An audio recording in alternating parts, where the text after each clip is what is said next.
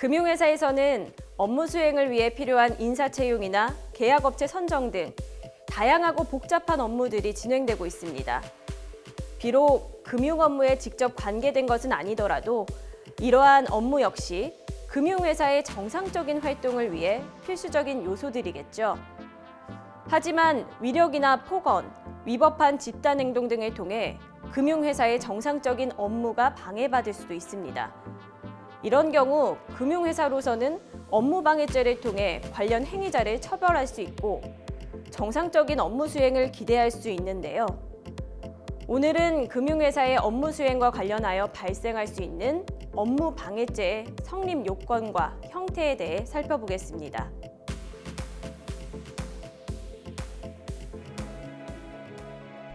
선진은행의 인사 담당자인 A씨는 이번 신입 직원 채용과 관련하여 직속 임원으로부터 다소 부담스러운 부탁을 받았습니다. 은행에서 특별히 관리해야 할 필요가 있으니 금번 신규 채용 절차에 지원한 B군을 꼭 합격시켜주기를 바란다는 내용이었는데요. A는 잘못된 일인 건 알지만 금번 신규 채용이 이례적으로 많은 인원을 채용할 예정이기도 하고 직속 임원의 부탁을 거절할 경우 자신에게 가해질 불이익을 생각하여 그 부탁을 받아들였습니다. B군의 필기시험 결과는 합격 점수에 크게 미달하였지만 A는 필기시험 답안지를 새로 작성하는 방법으로 점수를 조작해줬습니다. 이후 면접 절차에서도 일부 심사위원들에게 후한 점수를 주도록 부탁하여 B군이 최종 합격할 수 있도록 했죠. 잘못된 일임을 알면서도 부정 입사를 도운 A는 법적으로 어떠한 책임을 지게 될까요?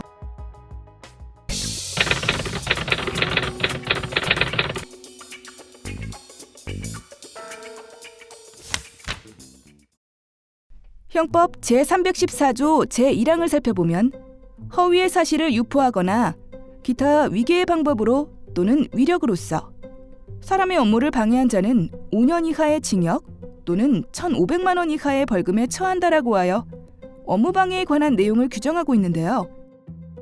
여기에 적용되는 업무란 일반적인 의미보다 그 범위가 넓으며 반드시 경제적인 업무에 국한되지 않고 보수의 유무도 따지지 않습니다. 판례에서는 업무를 사회생활상의 지위에 기해 계속적으로서 종사하는 사무나 사업의 일체로서 그 업무가 주된 것이든 부수적인 것이든 가리지 않는다는 기준을 제시하고 있습니다. 따라서 금융회사의 주된 영리활동뿐만 아니라 인사채용, 업체 선정, 주주총회 진행 등과 같은 일도 업무방해죄에 의해 보호되는 업무 범위에 속하게 되는 것이죠. 금융회사의 업무를 방해하는 유형에는 여러 가지가 있는데요. 대표적으로 객관적 진실과 다른 내용의 사실을 알리는 허위사실의 유포와 기망행위를 통해 상대방을 착오에 빠뜨리거나 판단을 그르치게 하는 위계가 있습니다. 여기에는 허위의 자료를 제출하여 심사자를 속이거나 직원 채용과 관련한 절차에서 채용 점수를 조작하는 행위, 업체 선정 절차에 있어 평가 점수를 조작하는 행위 등이 있죠. 한편 위력의 방법으로 업무를 방해할 수도 있는데요. 위력이란 사람의 의사를 제압할 만한 일체의 행위를 말합니다. 구체적으로 금융회사 임직원을 상대로 폭행이나 협박을 사용하거나 경제적, 사회적 지위를 이용하여 압박하는 행위, 집단적으로 항의의 의사표시를 하는 행위 등이 위력에 해당한다 할 수 있죠. 업무 공간이나 회의장의 출입을 물리력을 통해 저지하는 것 역시 위력에 의한 업무방해에 해당할 수 있는데요.